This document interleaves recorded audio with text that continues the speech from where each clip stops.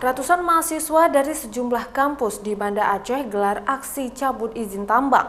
Aksi ini diwarnai kericuhan antara aparat polisi dengan pengunjuk rasa. Akibatnya sejumlah mahasiswa terluka dan palang pintu masuk ikut rusak. Beginilah saat aksi saling dorong antara mahasiswa dan aparat hingga ricuh di kantor Gubernur Aceh. Sejumlah mahasiswa terluka hingga ada yang diamankan pihak polisi.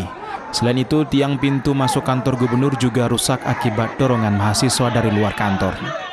Aksi tersebut menuntut izin tambang di sejumlah wilayah di Aceh segera dicabut oleh PJ Gubernur Aceh. Ratusan demonstran sambil berorasi secara bergantian juga mencoba menerobos blokade pihak aparat sehingga aksi saling dorong juga tidak terelakkan. Setidaknya ada 16 izin tambang yang dituntut mahasiswa agar segera dicabut, termasuk izin tambang PT BMU di daerah Menggamat, Aceh Selatan, yang dianggap sangat merugikan masyarakat akibat aktivitas dan kerusakan lingkungan. Aldi Ferdian mengatakan, selain meminta izin PT BMU dicabut, pihaknya juga meminta pihak terkait yang bertanggung jawab untuk mempertanggungjawabkan dampak kerusakan dan kerugian masyarakat yang terjadi di Menggamat, Aceh Selatan. Gerakan kita pada hari ini, yang pertama poin tuntutannya itu adalah pencabutan izin PT BMU.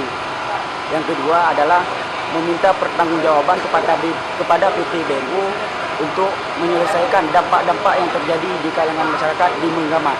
Kemudian yang ketiga, kami meminta Gubernur Aceh untuk mengusut tuntas siapa saja, pihak mana saja yang sudah terlibat dalam persoalan PT BMU ini, Pak. Martunis mengatakan pemerintah tengah melakukan evaluasi untuk 16 izin tambang di Aceh dan saat ini sedang berproses termasuk izin PT BMU seperti tuntutan para mahasiswa. Saya kira memang ini proses yang biasa demo ya. Saya kira memang ini adalah hak, tapi memang kita agak menyesalkan ada insiden kecil tadi. Tapi secara umum isu yang dimunculkan oleh mahasiswa ini adalah isu yang juga sedang ditangani oleh pemerintah Aceh. Jadi kita sudah membentuk tim evaluasi izin usaha tambang. Itu ada sekitar 16 yang sudah kita evaluasi, termasuk juga PT BMU. Nah, saya kira memang ini, makanya tadi saya minta waktu untuk berbicara, tapi tidak diberikan itu oleh para pendemo.